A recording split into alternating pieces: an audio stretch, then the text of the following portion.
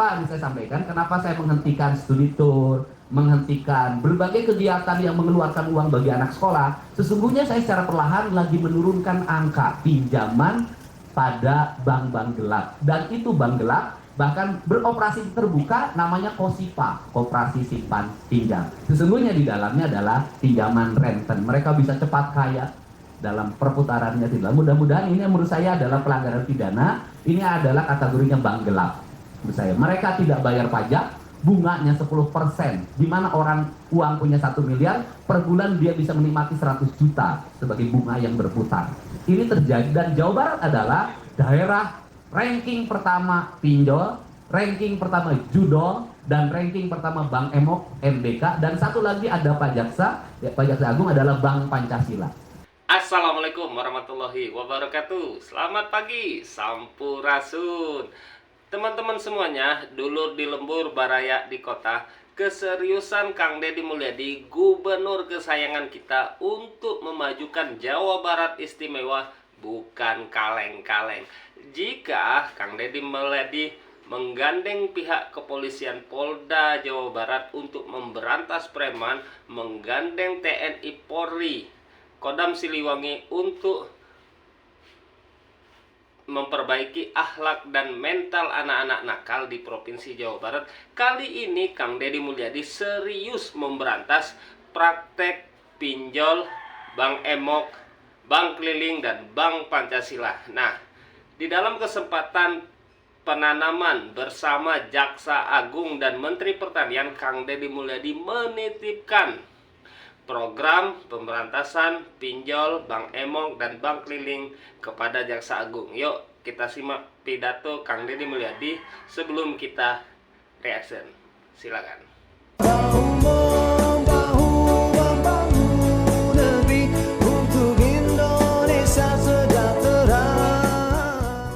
Nah, kemudian saya sampaikan ke Pak Jaksa Agung dan ke Pak Menteri Pertanian, apa sih problem di Jawa Barat itu?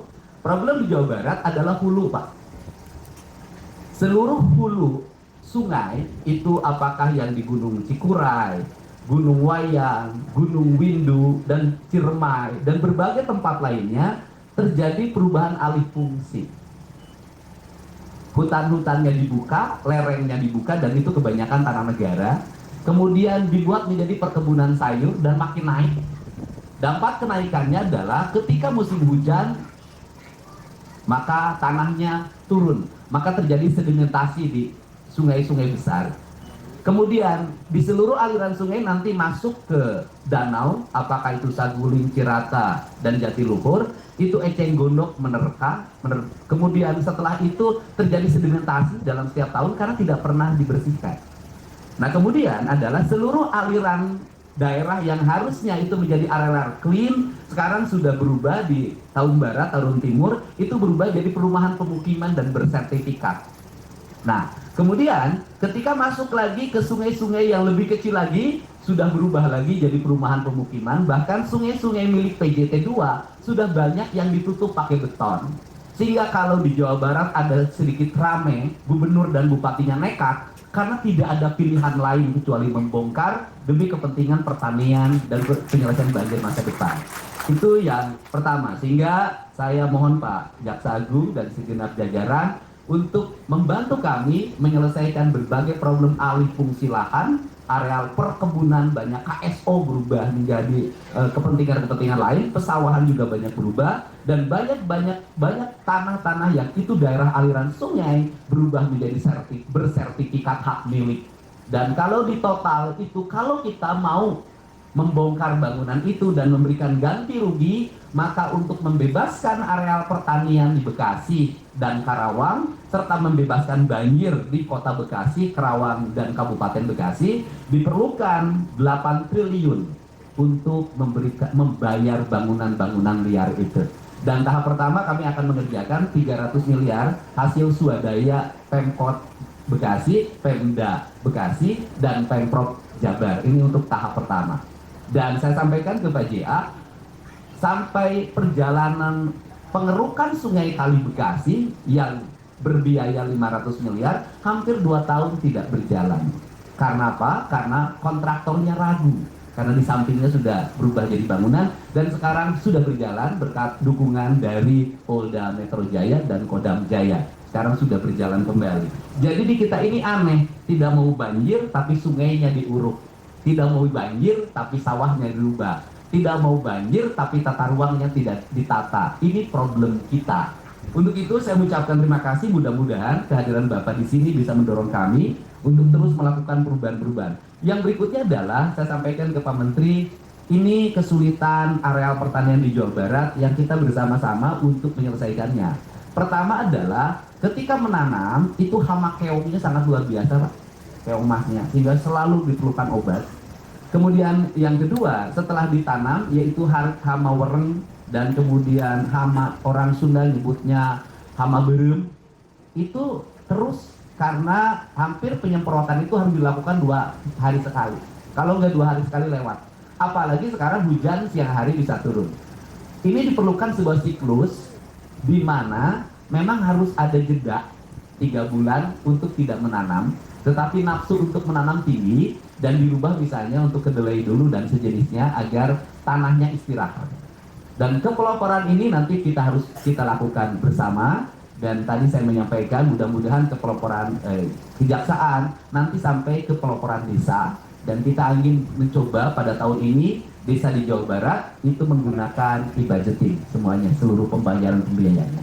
Dan terakhir, ini penting catatan, walaupun orang Kerawang, orang Subang, orang Cirebon dan orang Bekasi hamparan sawahnya luas, tetapi rakyatnya tidak memakan beras yang dia tanam tadi.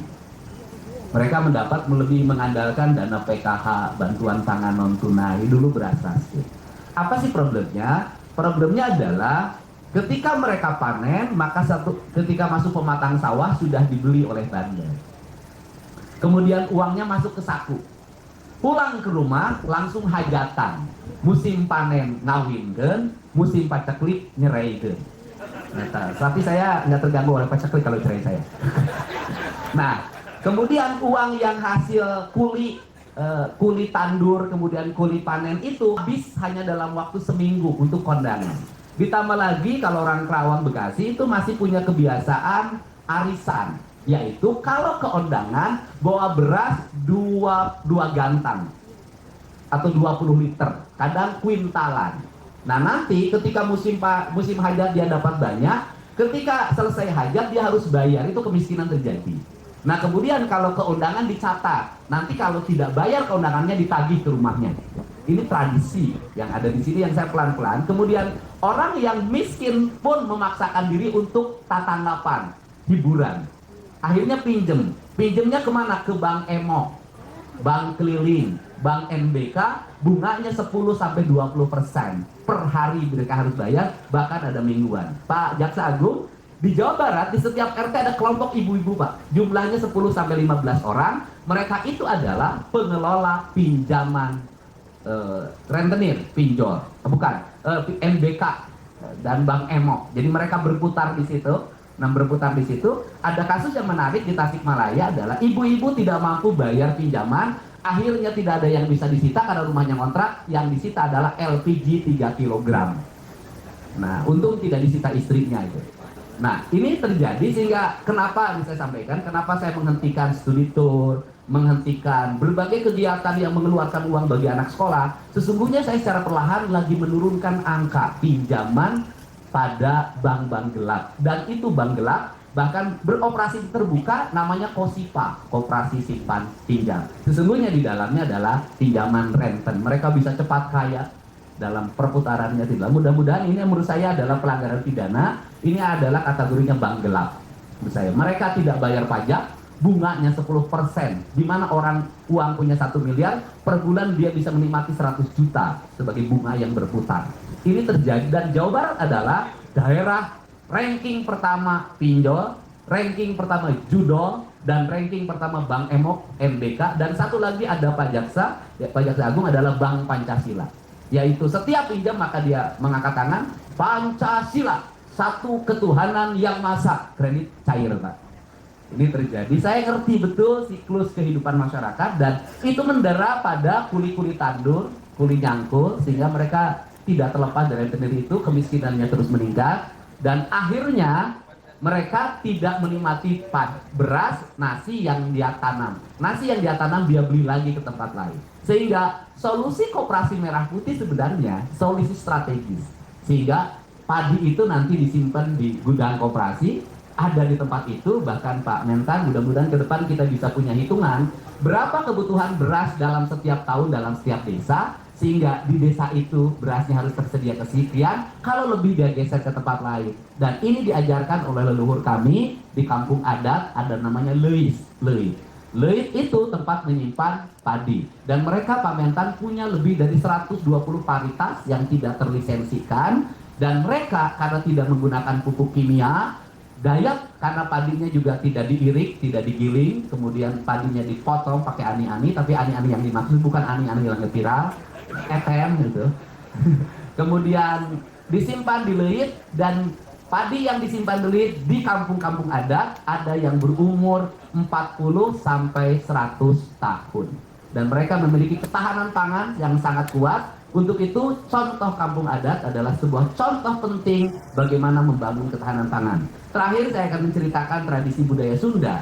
Yang pertama, orang Sunda itu menyebut padi itu adalah nyipohaci, yaitu bentuk penghargaan di mana dia tidak boleh diperjualbelikan, tetapi harus disimpan sebagai bentuk ketahanan lingkungan. Nah, yang kedua, nyimpannya itu yang pertama, kalau ibu-ibu haknya itu di padaringan, yaitu sebuah tempayan yang diisi dengan beras, tidak boleh kosong, dan ngambilnya tidak boleh sambil nungging, tapi harus duduk emok dan kemudian diambil dengan penuh cinta. Dan di situ laki-laki tidak boleh masuk. Karena apa? Karena laki-laki tidak punya perasaan.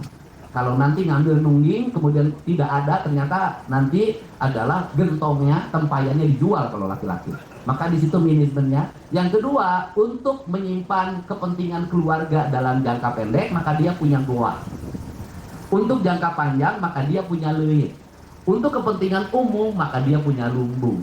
Ini semua sekarang tidak ada. Mudah-mudahan ke depan Pak Bupati Bekasi kita bisa berpelopori. Mari kita kembalikan rakyat kita punya cadangan beras, punya cadangan padi, dan punya cadangan padi yang disimpan di tempat umum namanya lumbung. Sehingga ketahanan pangan bisa berputar, tidak selalu menjadi tanggung jawab Bulog. Saya ucapkan terima kasih Pak Dirut Bulog. Untuk itu saya ucapkan terima kasih. Mudah-mudahan yang nanam hari ini menjadi penanaman kebaikan, dan yang paling bahagia adalah jadi Menteri Pertanian, karena dalam setiap hari menanam kehidupan. Terima kasih. Sukses selalu. Wallahu muwaffiq ila aqwamit thoriq. Assalamualaikum warahmatullahi wabarakatuh. Sampurasun. Luar biasa ya. Sangat jelas sekali keterangan beliau. Kenapa beliau sampai melarang studi tour, melarang outing kelas, melarang wisuda anak sekolah, melarang anak-anak kecil untuk bermain motor-motoran, serta mendidik anak yang hari ini dalam tanda kutip dikategorikan nakal untuk masuk ke barak militer. Ternyata Kang Deddy Mulyadi sangat fokus, sangat memahami permasalahan yang ada di masyarakat Jawa Barat, terutama karena Jawa Barat merupakan provinsi yang hari ini indeks ekonominya masih sangat rendah, dan indeks terkait kelulusan anak itu masih sangat kecil sekali.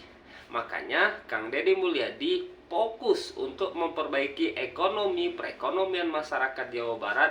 Hari ini segala cara, segala upaya dilaksanakan demi terwujudnya Jawa Barat istimewa. Makanya pesan saya kepada yang hari ini masih nyinyir dan selalu protes kepada program dan kebijakan Kang Deddy Mulyadi, pahami dulu, pelajari dulu, cermati elok-elok, cermati baik-baik. Jangan sampai program yang baik ini harus berhenti karena ulah dan kritik kalian. Hatur nuhun udah menyaksikan. Kepada Baraya Kang Deddy Mulyadi, kita kawal terus kebijakan gubernur kesayangan kita. Assalamualaikum, sampurasun, bye bye.